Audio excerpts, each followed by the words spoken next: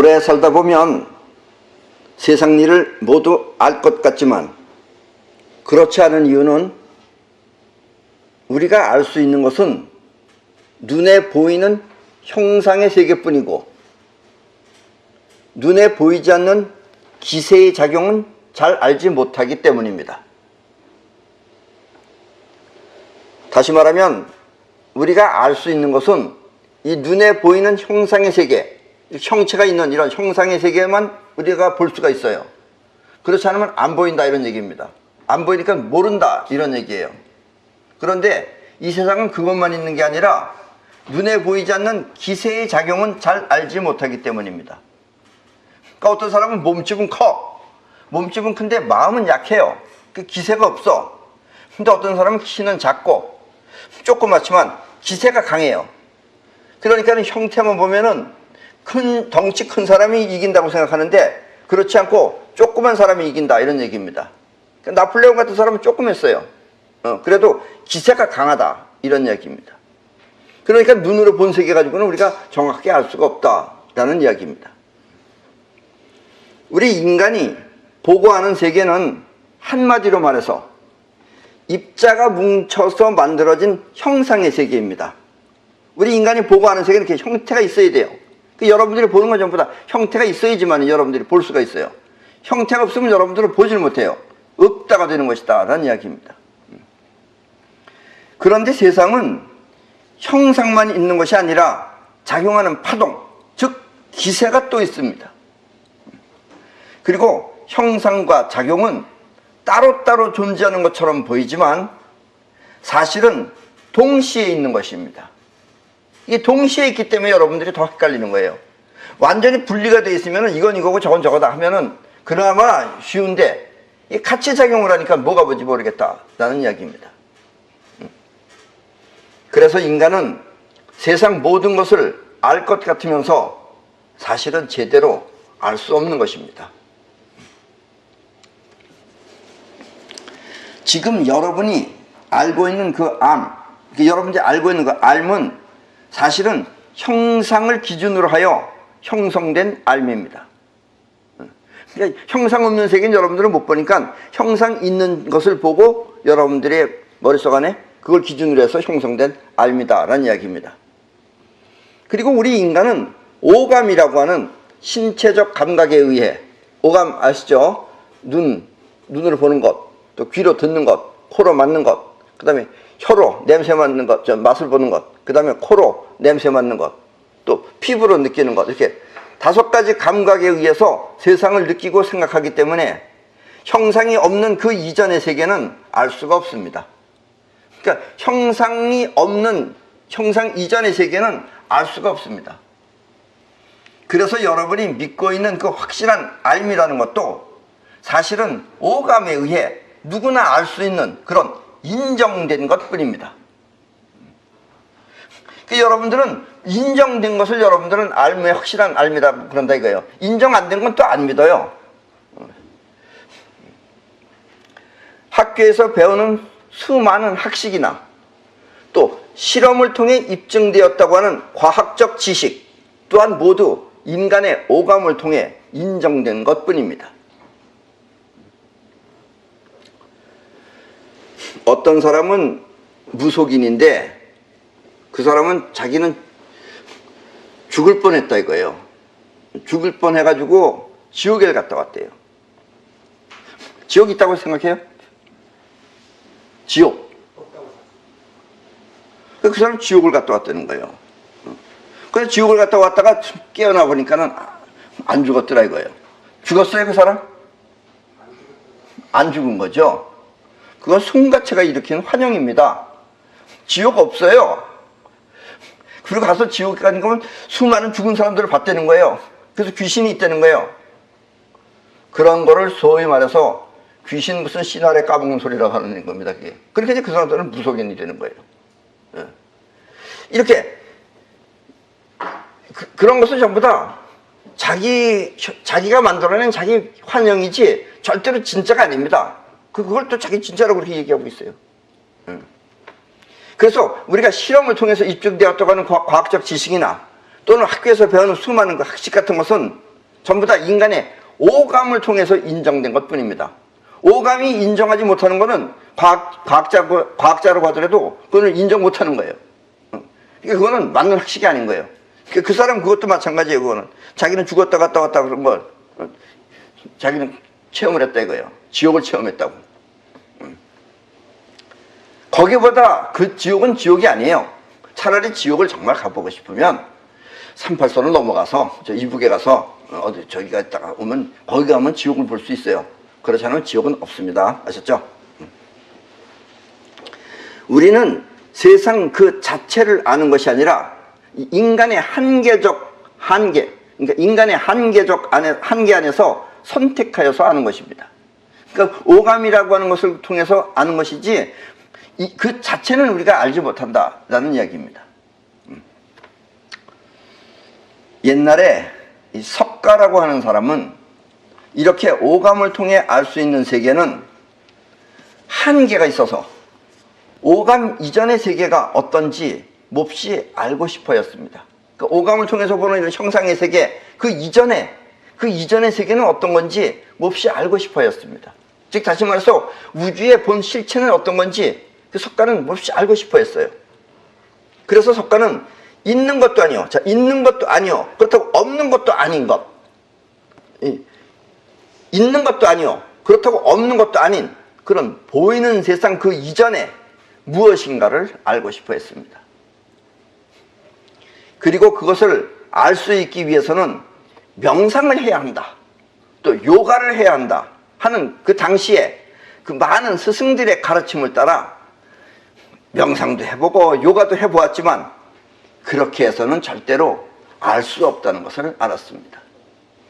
그런 거 해가지고는 아까 어느 무속인이 지옥 보고 온 것처럼 그건 환영이지 절대로 알 수가 없는 거예요. 그래서 그거에서는 안 된다 라고 생각했어요. 스승이라고 하는 사람들 전부 다 되지 않는 짓이다. 저 사람들은 지금 전부 다 꿈꾸고 있는 사람이다 라는 걸 석가는 알았어요. 그래서 저들의 가르침을 거부하고 뭐 했느냐,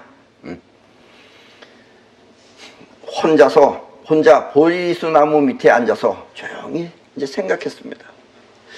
따져보기 시작한 거예요. 그리고 그의 나이 36살 되던 해 어느 날 아침에, 이른 새벽이에요. 이른 아침에 그는 너무나 지쳐서 이제 생각하는 자아마저 사라져 버렸을 때, 생각이 안 돼 이제 멍해가지고서 너무 생각만 해가지고 사라졌을 때, 그때 눈앞에 보이는 샛별을 바라보며, 샛별 알죠? 금성 샛별을 바라보며 그는 퍼뜩 깨달았습니다. 생각이 아닌 별의 자태를 보고 자신의 자태를 알게 된 것입니다. 별이 빛나듯이 자기도 뭔가 빛나는 걸 가지고 있는 거예요. 그걸 자기가 지금 본 것이다 라는 이야기입니다. 그 눈으로 보는 건 아니에요. 그거는 나는 사실 종교에 관해서는 별로 관심이 없었습니다. 어렸을 때도 관심이 없었어요. 단지 이 세상이 생겼다가 없어지는 이유와 그 원리, 그리고 왜 존재하는지, 또 무엇이 존재를 만들고 또 왜 사라지게 하는지, 또 우리의 인생이란 과연 무엇인지, 의미가 있는 것인지 아니면 단순하게 생멸만 있는 것인지 하는 답이 몹시 궁금했습니다. 그런 답을 알고 싶었다 이거예요. 그러나 아무리 머리로 생각해 보아도 그 답은 떠오르지 않았습니다. 어떨 때는 머리가 터질 것 같아서 찬물에다가 머리를 담그고 흔들어 보았지만 그래도 속 시원한 답은 떠오르지 않았습니다. 내 나이 한국 나이로 29 되던 해 10월 어느 날, 10월달입니다. 나는 생각에 지쳐서 아무 생각 없이 침대에 누워 있었습니다. 그때 그 침대는 그 병원에서 쓰는 수술용 침대 같은가요? 일반 침대가 아니고 누워 있었습니다. 그때 내 침대 위에는 백열 전등이 켜져 있었는데 아무 생각 없이 바라보는 눈앞에서 갑자기 전등이 퍽 하고 끊어져 버렸습니다. 그때 나는 전등이 갖고 있던 그 빛을 통해서 내 몸과 함께 있는 생명의 빛을 발견한 것입니다. 이것이 바로 우리의 오감으로 알 수 없는 우주 자체의 에너지인 것입니다. 오감을 본 게 아니에요. 우리가 지금 석가가 봤다는 그 빛이나 내가 봤다는 빛이나 그거는 그 오감이 보는 그것이 아니라 우주 자체의 에너지를 보았다, 이런 얘기예요. 불가에서는 이와 같은 과정을 깨달음이라고 합니다. 깨달음은 흔히 말하는 알아차렸다 혹은 이해했다와는 전혀 다른 것입니다. 이해하고 알아차린 것은 나의 쪽에서 하는 것이지만 내가 하는 거예요. 내가 이해하고 내가 알아차리고 자의식이 하는 거예요. 하는 것이지만 불가에서 말하는 깨달음은 외부로부터 나에게 왔다는 뜻입니다. 그러니까 깨달았다는 것은 멍청한 내가, 외부에서 와가지고 멍청한 내가 깨져나갔다, 이런 뜻이에요. 쉽게 말하면. 다시 말하면 이해하고 알아차린 깨달음은 자의식이 하는 것이지만 불가에서 말하는 깨달음은 우주로부터 그 실체를 보았다는 뜻입니다. 나는 그렇게 깨달음을 얻은 뒤로 여러 가지 현상을 경험했지만 그 다음에 또 여러 가지 현상이 생깁니다. 비교적 이와 같은 과정을 일찍 경험했기에 지금까지 아무도 밝혀내지 못한 우주의 신비를 많이 찾아냈습니다. 원래 무와 같은, 무, 없을 무자, 무와 같은 상태로 존재하는 우주가 어떻게 작용을 하며 또 그 작용에 의해 생기는 세상과 작용 이전의 세계는 어떤 관계가 있는지 등 수많은 원리와 이유를 알게 된 것입니다. 특히 우주의 실체와 인간에 관한 것은 거의 완벽에 가깝도록 알아냈습니다. 우리가 알고 있는, 그리고 우리가 믿고 있는 학식은 인간의 오감을 통해 감지하고 인식한 내용들 뿐입니다. 그러나 깨달음을 통해 알고 있는 진리는, 그러니까 학식은 알고 믿는 것은 학식이지만 깨달음을 통해서 아는 것은 그때부터는 진리예요. 진리는 보이지 않는 에너지에 의해 형성된 세계입니다. 때문에 진리는 학식을 깨고 또 다른 학식을 만들 수 있지만 그렇다고 학식으로 진리를 평가할 수는 없습니다. 그래서 학식을 말하는 자의 말은 답답함이 있지만, 학식을 말하는 사람들의 말은 답답해요. 답답함이 있지만 진리를 말하는 자의 말은 시원함이 있습니다. 여러분들도 내 말을 잘 들으면 시원함이 있을 거예요. 자, 무엇은 무엇 때문에 이루어졌다. 그러므로 무엇이 아니면 할 생각을 말하라. 이 말은 학식이 하는 말이에요. 학식은 그렇게 말해요. 무엇은 무엇 때문에 이루어졌다. 그러므로 무엇이 아니면 할 생각을 말하라. 학식이 하는 말이에요. 그런데 무엇을 원하는가? 원하는 것을 마음에 새겨라. 그러면 어느덧 그 무엇과 함께 있을 것이다. 이것이 바로 진리입니다. 그러니까 여러분들은 내가 하는 말은 거의 다 진리예요. 이게 진리. 물론 쪼크도 말이에요. 그래서 예수는 나는 곧 진리요 길이다 라고 말했던 것입니다. 진리는 곧 길인 것입니다.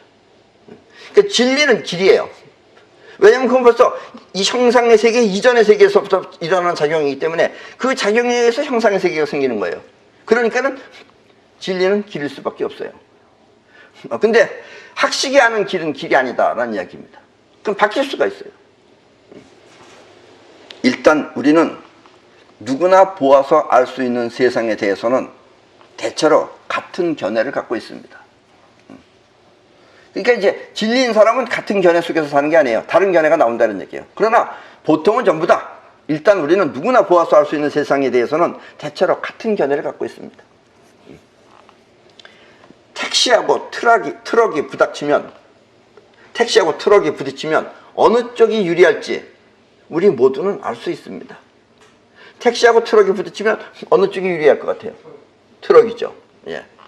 또 탱크를 갖고 있는 자와 말을 타고 있는 자가 싸운다면 누가 이길지도 우리 모두는 알고 있습니다. 같은 조금밖에 그랬잖아요. 대체로 같다고. 이렇게 모두 알 수 있는 현상세계의 그 룰을 손자는 정공법이라고 하였습니다. 정공법. 상식적으로 누구나 알고 또 갖출 수 있는 세계를 말입니다. 상식적으로 누구나 알고 또 그렇게 갖출 수 있는 세계를 말입니다. 두세 명하고 10명이 싸우면 어느 편이 유리한지 우리 모두는 알고 있습니다. 이렇게 누구나 알 수 있는 병법을 전공법이라고 하는 것입니다. 정해져 있는 전공법이다. 쉽게 말하면 누구나 알 수 있는 원칙을 말하는 것입니다. 전공법은 원칙이에요. 원칙. 그렇다고 택시와 트럭이 부딪혔을 때, 싸웠을 때 반드시 트럭이 이긴다고 장담할 수는 없습니다. 또 운전 실력에 따라서 부닥친다고 서로 달려오다가 택시가 싹 피했어. 그러니까 트럭이 가서 옆에 있는 벽을 들이받았어. 그럼 트럭이 망가지는 거예요. 그러니까 운전 실력에 따라서 택시가 트럭을 이길 수도 있기 때문입니다. 또 말탄자와 탱크가 싸워서 말탄자가 이길 수도 있습니다. 이렇게 운전 실력이나 또 머리 쓰는 지혜에 의해 상식 밖의 결과가 오면 손자는 그것을 기공법이라고 했습니다. 그리고 손자는 싸움에 있어 이기고 지는 것은 기공법에 있다고 말하고 있습니다. 기공법이라는 것은 쉽게 말하면 임기응변입니다. 그 전공법은 누구나 다 보기 때문에 다 빠네요. 빠삭해요. 그러니까 그 전공법 가지고는 싸움이 이미 답이 나와 있는 거예요. 그런데도 다른 답이 나올 수 있다는 것은 기공법이 있기 때문이다 라는 이야기입니다. 그리고 기공법은 쉽게 말하면 임기응변이다 라는 이야기입니다. 누구나 보면 알 수 있는 원칙과 또 형태를 전공법이라고 합니다. 그리고 누구나 보아서 알 수 있는 형태를 태세라고 합니다. 태세. 태세를 갖추는 것은 곧 전공법인 것입니다. 때문에 막강한 태세 옆에 사람들은 겁을 먹는 것입니다. 그러니까 어떤 사람은 싸우러 가니까는 저 자전거가 쫙 서 있는데 어떤 사람은 가니까는 오토바이가 서 있고 어떤 사람은 가니까 탱크가 쫙 서 있다. 그러면 자전거 가지고 있는 놈이 탱크에 있는 사람 보면은 겁먹죠. 그런 게 태세다 이거예요. 태세를 갖추는 것이 곧 전공법입니다. 그래서 사람들은 막강한 태세 앞에 겁을 먹는 것입니다. 사람들은 이렇게 검증된 길을 찾아 나섭니다. 안심하고 성공할 수 있는 길이기 때문입니다. 그럼에도 불구하고 세상은 이상하게 서로 다른 두 길이 공존하고 있습니다. 이 설탕을 많이 먹으면 해롭다고 하는데 어떤 사람은 매일같이 설탕을 범벅을 해서 퍼먹어도 건강한 사람이 있어요. 또 어떤 사람은 담배가 몸에 해롭다고 하면서 모두 끊는데 90이 넘도록 하루에 2갑씩을 피워도 건강하게 사는 분이 있습니다. 90살까지 하루도 쉬지 않고 하루에 담배 2갑씩 피웠어요. 그런데도 90살 넘어까지 살고 있어요. 물론 얼마 전에 돌아가셨지만 94살에 어쨌든 90살까지 담배 2갑씩 피웠어요. 이렇게 상식과 전혀 다른 삶을 상식적인 사람과 똑같이 사는 것입니다. 그러니까 그 사람들 보면 그 말이 틀리는 말이죠. 담배 피우면 일찍 죽는다. 틀리는 말이죠. 또 뭐예요?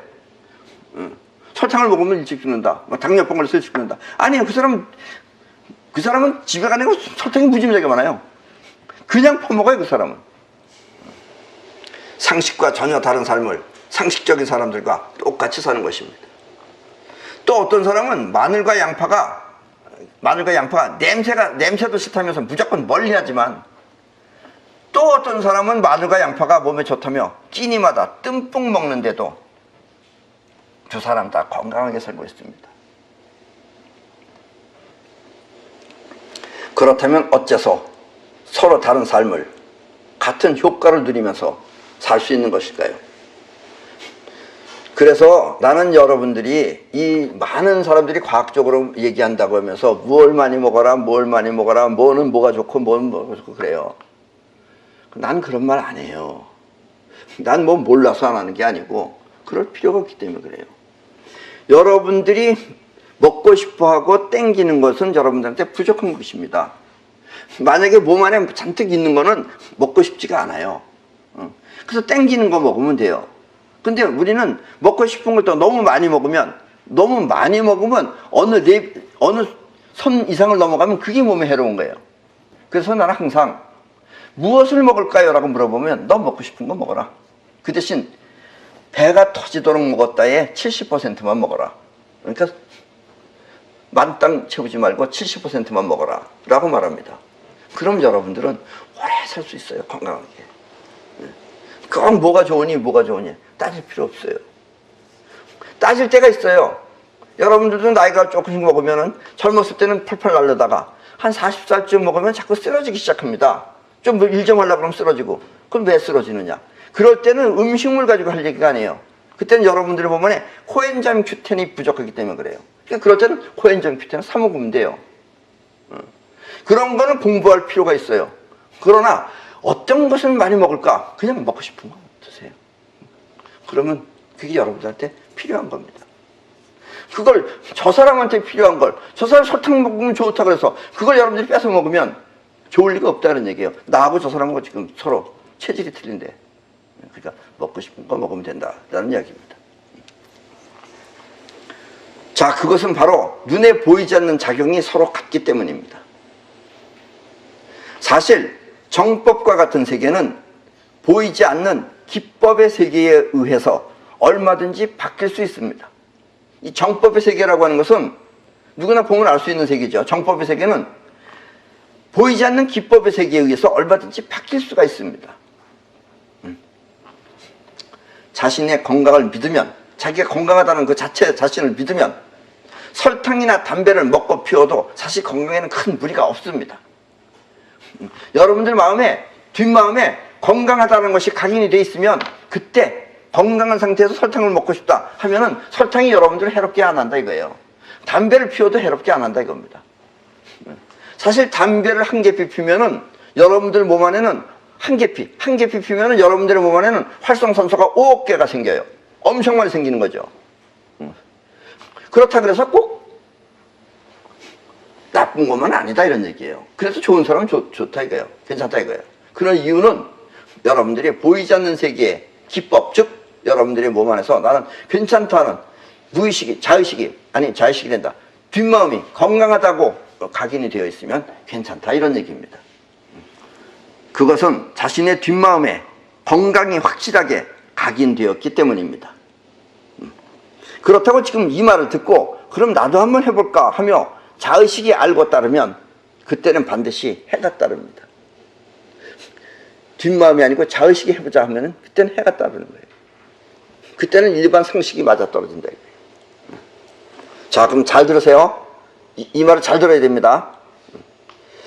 요즘은 우리 그 병 중에서 가장 무서운 병이 지금은 어떤 병이 가장 무서운 병이에요? 암이죠. 지금부터 한 30년 전, 30년 더 됐나? 한 50년 전에는 그때는 별로 암이 없었어요. 그때는 제일 무서운 병이 폐결핵이었어요, 결핵. 그래서 폐병으로 죽었어요. 우리 어렸을 때는 폐병으로 죽었어요. 암이라는 건 들어보지도 못했어요. 그러면은 암이 반드시 여러분들을 죽이는 건 아니다라는 얘기입니다. 그게 잘 들으셔야 됩니다.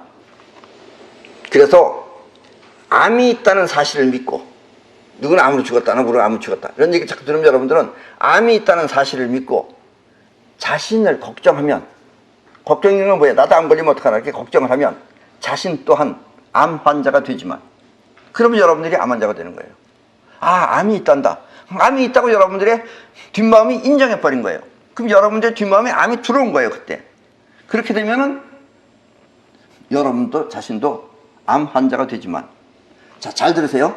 지금 현재 암에 걸렸다 하더라도 또 암도 1기, 2기, 3기, 4기, 말기가 있어요. 그래서 1기, 2기, 3기, 4기, 말기하고 전혀 상관없습니다. 말기라도 괜찮고 1기라도 상관없어요. 만약에 여러분 자신이 지금 현재 암에 걸렸다 하더라도 뒷마음에 밝은 미래가 건강하게 각인되어 있고, 그 밝은 미래, 뭐 할 미래가 건강하게 각인되어 있고, 그리고 하루에 2시간씩 맨발로 맨땅을 걷는 맨땅요법을 해주면 얼마 지나지 않아 암세포가 확 줄어드는 것을 확인할 수 있습니다. 내 이야기를 듣고 해봤더니 됐다 하는 분들은 왜 됐느냐? 그 사람들은 뒷마음의 밝은 미래가, 밝은 건강이, 미래의 건강이 각인됐기 때문에 그래요. 근데 뒷마음이 계속 걱정을 하면은 아무리 맨땅요법을 해도 효과가 없다 이런 얘기입니다. 그러니까 암에 걸렸다고 하더라도 여러분들이 걱정을 하지 마시고 맨땅의 그냥 미래 살 생각만 밝게 갖고 암에 대한 두려움을 전혀 갖지 말고 그 다음에 여러분들이 맨땅을 밟으셔야 돼요. 맨땅을 밟으면 바로 이 지구가 여러분들을 구해줄 것입니다. 이렇게 얘기하면 내가 또 상당히 미신적으로 생각하는 사람이 있어요. 미신이 아니고 과학적인 거예요, 이게. 왜냐면 이 땅 속에는 많은 전자들이 있어서 그 전자가 여러분들의 활성산소를 없애줍니다. 그러니까 여러분들이 암에 걸렸다는 것도 너무 걱정하지 마시고, 옛날에는 폐결핵으로 죽었어요. 요즘 폐결핵은 안 죽잖아요. 그렇듯이 암도 얼마 후에는 다시 폐결핵이 될 것입니다. 그렇다면 여러분들도 지금 죽고 사는 문제는 병이 죽는 거 아닙니다. 병은 여러분들의 뒷마음에 나는 죽어야 되겠다가 들어있을 때 어떻게든지 핑계거리를 만들어주는 게 병입니다. 그러니까 그런 걸 걱정하지 마시고 건강하게 밝게 미래를 사는 걸 생각하면서 그 다음에 맨 땅을 밟아주시면, 그냥 맨 땅도 좋지만 가능하면 바닷가가 있는 곳에 사는 사람들은 바닷물이 있는 그 바닷물을 걸으시면 훨씬 더 효과가 좋습니다. 이렇게 하면 여러분들은 암세포가 확 줄어드는 것을 확인할 수 있습니다. 이렇게 세상 변화는 기법에 의해 나타나는 것이며, 또 기법을 일으키고 있는 주체는 바로 기세라고 하는 우주의 에너지인 것입니다. 기세가 이 우주의 에너지인 기세가 여러분들의 병을 끌어올 수도 있고, 또 여러분들이 밝은 미래를 통해서 미래에 건강하게 살 걸 생각하고 있으면 그럼 기세가 그쪽으로 쓰여지기 때문에 병 같은 것이 들어와 있다 하더라도 없어진다 이런 얘기예요. 이게 의학 중에서도 가장 어려운 의학이 될 것입니다. 이 우주는 보이지 않는 파동의 세계와 보이는 입자의 세계가 7대3으로 이루어져 있습니다. 다시 말하면 볼 수 없는 세계가 70%고 볼 수 있는 세계가 30%로 이루어진 것입니다. 그 중에서도 우리 인간이 볼 수 있는 세계는 30% 중에 5%에 불과합니다. 그러니까 여러분들이 보는 세계는 5%밖에 불과한 거예요. 또 눈에 보이는 입자의 세계, 즉 만물은 뭉치는 힘이 70%고 뻗어나가는 힘이 30%로 이루어졌을 때 가장 안정되어 있는 상태입니다. 그리고 이렇게 7대3으로 이루어진 우주의 비밀을 황금률이라고 합니다. 과학자들은 이런 말을 해요. 우주가 지금 팽창하고 있다. 우주가 팽창한다는 말은 우리가 볼 수 있는 세계, 즉 30% 안에서, 지금 우리가 보는 우주는 5%라고 그랬잖아요, 내가 지금. 저 수많은 별들, 저 방하늘에 가득 있는 저 천체들, 저게 다 합쳐봐야 전 우주의 5%예요.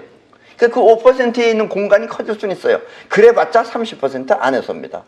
우주 그 자체는 결코 더 커지거나 더 줄어들지 않습니다. 그러나 과학은 그렇게 말할 수 있다 이거예요. 왜냐면 우리 눈에 보이는 세계를 근거로 하기 때문에 그렇다라는 이야기입니다. 그리고 이렇게 7대3으로 이루어진 이 우주의 비밀을 황금률이라고 합니다. 우주 쪽에서 보면 파동이 7, 입자가 3, 또 우리와 같은 그런 만물 쪽에서 보면 파동이 3, 입자가 7로 이루어진 것입니다. 그래서 우주는 생하고 멸하는 작용이 계속해서 벌어질 수 있는 것입니다. 근데 여러분들이 볼 때 이상하지 않아요? 왜 7대3이냐? 5대5 아니에요? 5대5면 우주는 정지돼요. 7대3이니까 돌아가는 거예요, 이게. 우리는 끌어당기는 게 7이래야 돼요. 그러니까 여러분들이 가장 팔팔하고 젊었을 때 20대 초반이 여러분들이 70%입니다. 그 다음부터는 여러분들이 서서히 뻗어나가는 힘이 강해지며, 즉 30% 쪽이 강해지면서 끌어당기는 힘이 약해지는 거예요. 60%, 50%. 그렇게 되면 뻗어나가는 힘 쪽이 세지게 되면 이제 여러분들은 서서히 이제 힘이 없어지고 이제 간다 이런 얘기예요. 단단하게 뭉쳤다라는 것은 곧 끌어당기는 힘이 뭉쳐있기 때문이다라는 얘기입니다. 그래서 우주하고 우리는 서로 입장이 틀린 거예요. 저쪽은 파동이 7, 끌어당기는 힘이 3, 우리는 끌어당기는 힘이 7, 또 뻗어나가는 저기 3. 그래서 7대3이 우주의 황금률이다 라는 이야기입니다. 퍼져나가는 우주의 힘이 70%이기에 우주는 한없이 뻗어나가고, 또 30%의 끌어당기는 힘이 우리 눈에 보이는 형체의 세계를 만들어냅니다. 그리고 그 형체들은 다시 70% 이상이 서로 끌어당겨야 자신을 보존할 수 있는 것입니다. 이렇게 우주는 파동 7, 입자 3, 그리고 만물은 파동 3, 입자 7이 황금률인 것입니다. 결국 만물의 세계는 많아야 우주의 30% 안에 존재하는 것입니다. 그리고 지금 우리가 볼 수 있는 이 세상은 수많은 별을 포함해서 우주의 30% 중에 5%에 불과합니다. 이렇게 서로 다른 입장에서 7대3을 고수하기 때문에 우주는 영원히 멸망하지 않고 존재할 수 있는 것입니다. 계속 돈다 이런 얘기예요. 이것이 우주 창조의 신비입니다. 이 세상은 우주의 원리에 의해서 존재합니다. 우주의 원리에 의해서 존재하는 거예요. 뭐 본인이 잘나서 존재하는 게 아니에요. 이 말은 인간의 관점에서 생각할 때 옳고 그름에 상관없이 기운의 관점에서 존재가 결정된다는 뜻입니다. 즉 다시 말해서 70%의 끌어당기는 힘을 갖고 있으면 누구나 존재하는 것이다 이거예요. 악당이 돼도 됐고, 착한 사람이 돼도 되고, 깡패가 돼도 되고, 천사가 돼도 되고, 하면 상관없이, 좋으냐 나쁘냐고 상관없이 끌어당기는 힘이 70%면 존재한다라는 이야기입니다. 이렇게 우주는 어느 편이 되었든 상관하지 않고 황금률에 의해 그 존재가 결정됩니다. 이 매주 토요일이면, 난 직접 가서 보진 않았어요. 매주 토요일이면 서울역이나 광화문에서 태극기 집회가 열린다고 합니다. 우리는 언론에 이와 같은 보도가 없어서 까맣게 모르고 있었는데, 그 텔레비전에 안 나와요. 또 이상하게 텔레비전에 안 나와서 우리는 매주 토요일마다 한다는데 우리는 뭔 일이 벌어질지 모르죠. 근데 매주 토요일마다 서울역이나 광화문에 태극기도 들고서 모인대요. 그렇게 하는데 가끔씩 그것에 물품을 납품하러 가는 사람이 차가 막힌다고 하면서 연락을 해와서 나는 그와 같은 사실을 알게 되었습니다. 그런데 내가 보기에 그 태극기 집회는 성공하기 힘든 운동으로 보입니다. 성공하기 힘들어요. 뭐 몇 년을 더 해도 성공하기 힘들어요. 왜냐하면 그 목적이, 그 태극기 집회라는 게 뭐 하는 건가? 우선 내가 좀 이렇게 좀 유심히 좀 관찰해 보니까 그 목적이 박근혜 전 대통령을 구출하기 위한 운동으로 그렇게 사람들은 인식되어져 있기 때문입니다. 그 사람들은 태극기 운동이 뭐 하는 거예요? 그러면은 그 박 대통령을 구출하기 위한 운동이라고 사람들이 그렇게 생각해요. 그래서 그 태극기 집회는 성공하기 힘든 운동으로 나는 본다라는 이야기예요. 이놈의 나라는 어떻게 되어 먹었는지 옛날 이조 시대 때는 동인, 서인, 동쪽, 서쪽, 동인, 서인으로 나누어서 서로 싸우더니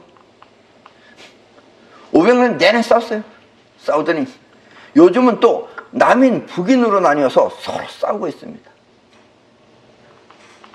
남북이 만약에 통일이 된다면 그때는 또 어떻게 싸울지 몹시 걱정스럽게 짝이 없습니다. 통일되어 있을 때는 동서로 나누고 또 지금처럼 남북으로 또 찢어져 있으니까 또 남북으로 나뉘어서 서로 싸우고 있습니다. 나는 이 박 대통령이 옳은지 아니면 지금의 정부가 옳은지 그것을 따지고 싶지는 않지만 어느 쪽이 옳은 건지 그걸 따지고 싶지는 않습니다. 다만 우리 민족이 통일을 한다면 그때는 반드시 자유민주주의를 선택한 그런 나라가 되어야 한다고 생각합니다. 여러분들은 모르겠지만 옛날에 4.19라는 것이 있었어요. 나는 지금까지 대한민국에 있었던 그 학생운동인이 뭐 하는 걸 다 경험해서 왔어요. 그래서 지금 결국 얻은 게 우리의 자유민주주의입니다. 소중한 거예요, 이거는. 옛날에 말 한 번 잘못하면 우리도 이북하고 똑같았어요. 말 한 번 잘못하면 중앙정보부 끌려간다, 뭐 두드려 맞는다, 이런 일이 부지기수 많았어요. 그나마 지금 이렇게 말할 수 있는 것은 우리가 그 많은 그 학생들이 피를 흘리고 죽었기 때문에 얻은 자유민주주의에 지금 우리가 지금 고안해 있기 때문에 그렇습니다. 그리고 이것은 나뿐만 아니라 남한이 되었든 북한이 되었든 우리 민족 모두가 자유민주주의를 택하고 수호하는 그런 나라가 되어야 된다고 되어야 합니다. 왜냐하면 그래야지 우리가 발전을 할 수가 있어요. 자유민주주의가 돼야지 우리는 스스로 자기 능력도 개발할 수가 있어요. 이북은 절대로 현재 저 세계에서 잘 살 수가 없어요. 저 정훈이 혼자 머리로는 안 되는 거예요. 이게 다 우리 안에서 이게 나오고 뒷마음이 해야 해가지고 해야 되는 거지, 이렇게 뿌려주고선 한다고 해서 되는 게 아니에요. 몇 명만 잘 살죠 그건. 그래서 자유민주주의가 돼야지 모두가 전부 다 능력이 개발된다 이런 얘기예요. 만약 우리가 자유민주주의를 수호하지 못하면 우리는 이북처럼 거짓말투성이에 헐벗고 굶주린 그런 파리 목숨처럼 살아가게 될 것입니다. 그래서 지금 저쪽을 잘 보시라 이거예요. 저렇게 안 되려면 자유민주주의를 우리는 꼭 수호해야 된다 이런 얘기입니다.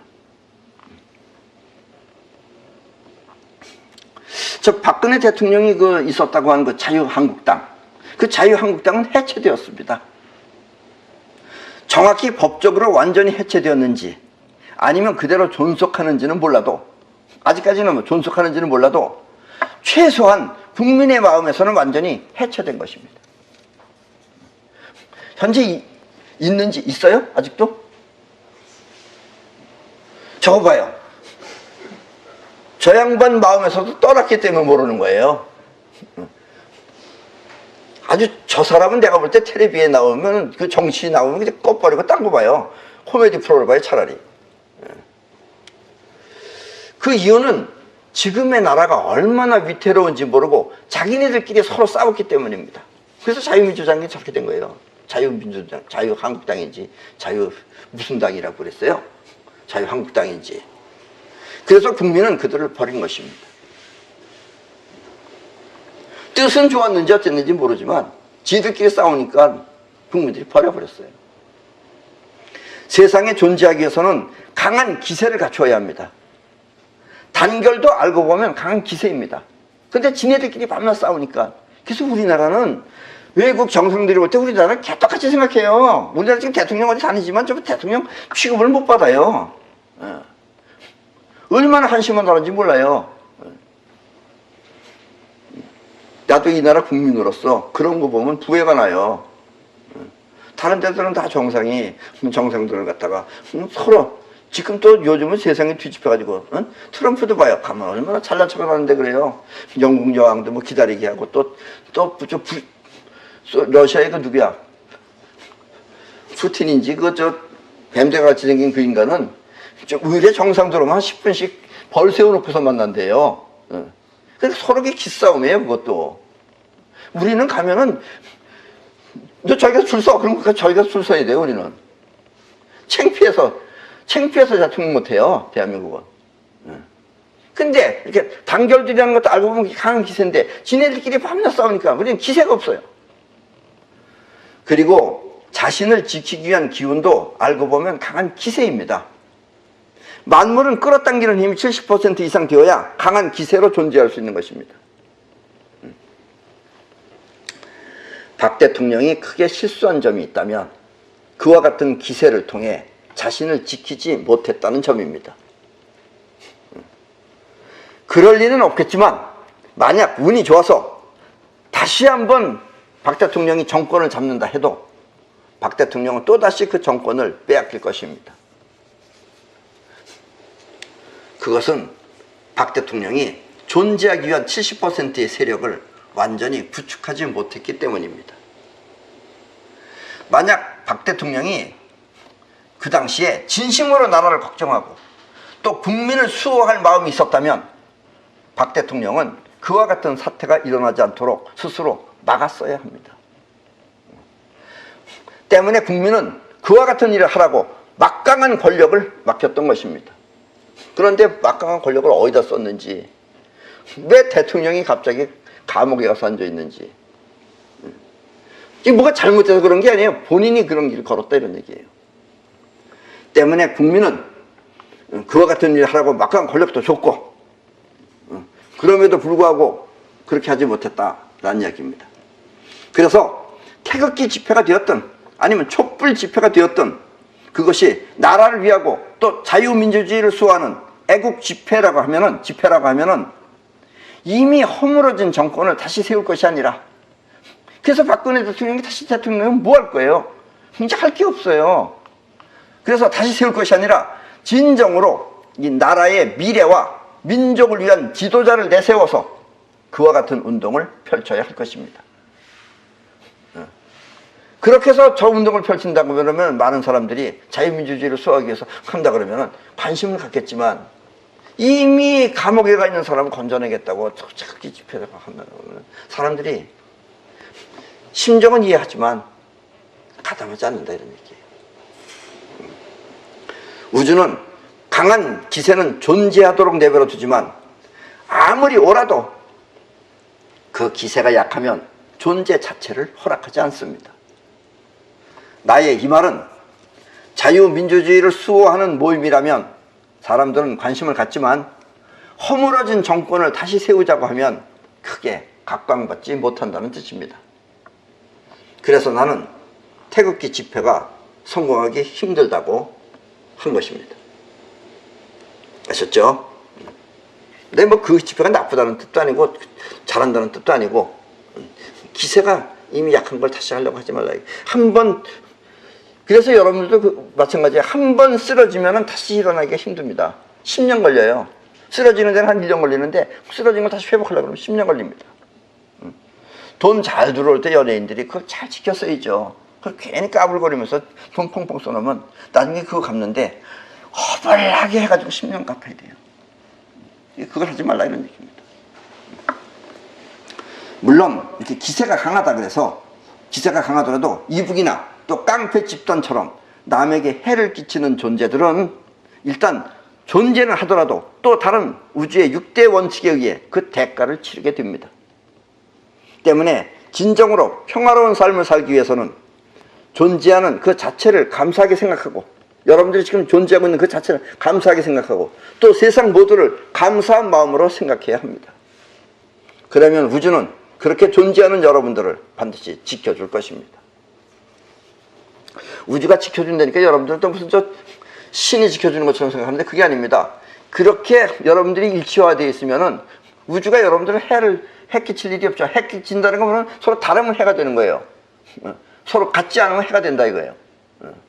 그러니까 같으면은 우주가 존재하듯이 여러분들도 존재한다라는 이야기입니다.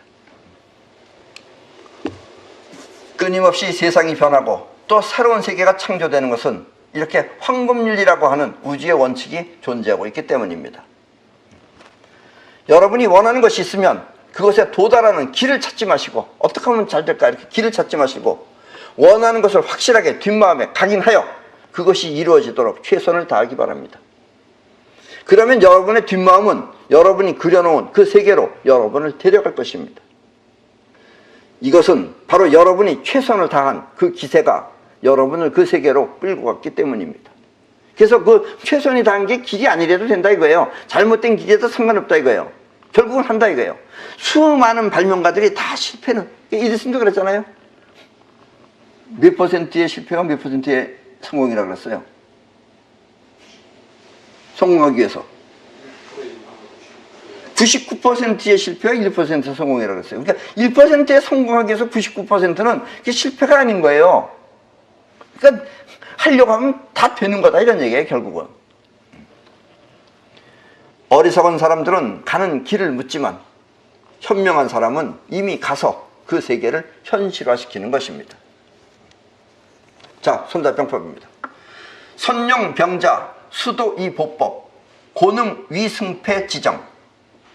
용병을 잘하는 사람은 도를 닦고 법과 제도를 잘 보존한다. 그러므로 능히 아군이 승리하고 적군이 패배하는 정사를 할 수 있는 것이다. 이 말을 바꿔 말하면 용병을 잘하는 사람은 지도력을 잘 수양하고, 자신의 지도력을 수양하고 또 법과 제도를 잘 보존한다. 그러므로 승패를 다스릴 수 있는 능력이 갖추어지는 것이다 라는 뜻입니다. 승패를 다스릴 수 있는 능력, 대단한 거죠. 승리하느냐 패배하느냐를 스스로 결정한다 이런 얘기예요. 싸워서 되는 게 아니고. 여기서 지도력을 잘 수양한다는 뜻은 전 시간, 우리 전에 시간에도 얘기했죠. 전 시간에도 말했지만 나라와 회사 또는 국민과 사원을 위하여 대가의 원칙을 터득하는 것을 말합니다. 그러자면 자연히 반드시 진심으로 그렇게 해야 됩니다. 진심으로 나라를 위하고 진심으로 또 국민을 위하고 하는 마음이 있어야지 되는 거예요. 괜히 국민을 위한다는 그 허울 좋은 이름하에 수단으로 사용하지 말고, 그리고 법과 제도란 일종의 정법과 같아서 싸움에 이길 수 있는 태세를 갖춘다는 뜻입니다. 그리고 이렇게 정법을 갖출 수 있는 능력가라면 그 기세를 통해 아군이 승리하고 적군이 패배할 수 있는 정공법과 기공법을 모두 쓸 수 있다는 뜻입니다. 이렇게 기세를 아는 자는 법과 제도를 통해 보이지 않는 세계를 통제할 수 있는 것입니다. 그러니까 법과 제도라는 것은 보이지 않는 세계를 통제하는 것이 바로 법과 제도예요. 또 이 정공법과 기공법을 모두 잘 쓸 수 있어야 됩니다. 이 착하다고 하는 사람들, 착한 것이 악한 것보다 좋은 것 같지만 일할 때는 착한 것만큼 악한 게 없어요. 아주 그 사람들은 병신이에요. 말을 못해요. 그러니까 그런 사람들은 뭐냐? 기공법을 못 쓰는 거예요. 그래서 손자가 말했잖아요. 승리를 하는 것은 기공법이 하는 거라고. 그러니까 착하다고 그냥 가만히 있어요. 벌만 받아야 돼요. 착한 사람은. 그러니까 반드시 정공법과 기공법을 모두 쓸 수 있으려면은 그런 사람은 바로 기세를 통해서 아군이 승리하고 적군이 패배할 수 있는 그런 정공법과 기공법을 모두 사용할 수 있다는 뜻입니다. 손자는 병세편에서 군대의 편성, 또 지휘 계통, 기정, 허실에 대해, 기정이라는 것은 뭐냐면 기공법과 정공법을 말하는 거고, 허실이라는 것은 허하냐 아니면 실하냐에 대해서 말하고 있습니다.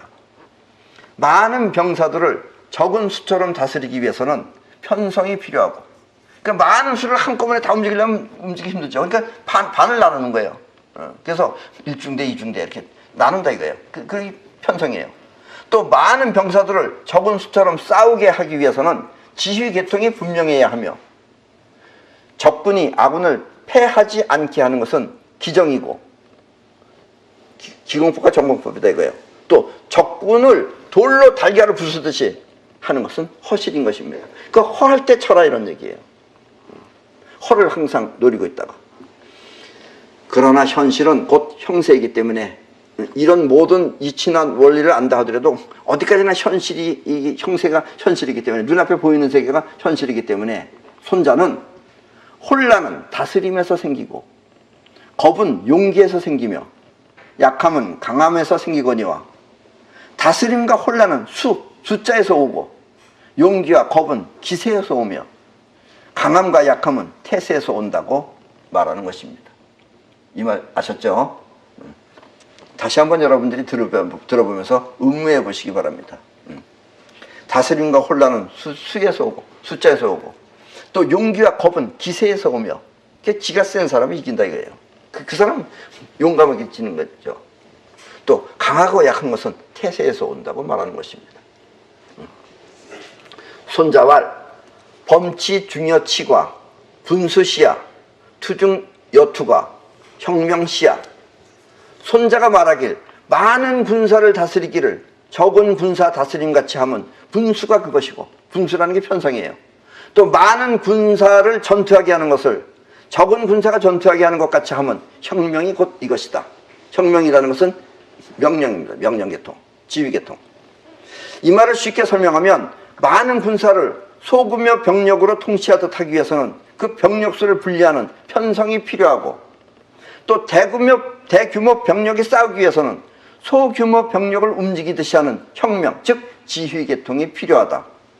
때문에 손자는 많은 수를 움직이기 위해서는 그 수를 나누어 편성하고, 또 많은 수를 잘 싸우게 하기 위해서는 조직 체계를 잘 정돈하여 지휘계통이 일사불란하게 움직여야 한다고 말하고 있습니다. 그래서 큰 것을 움직이려면 나눠서, 또 거기에마다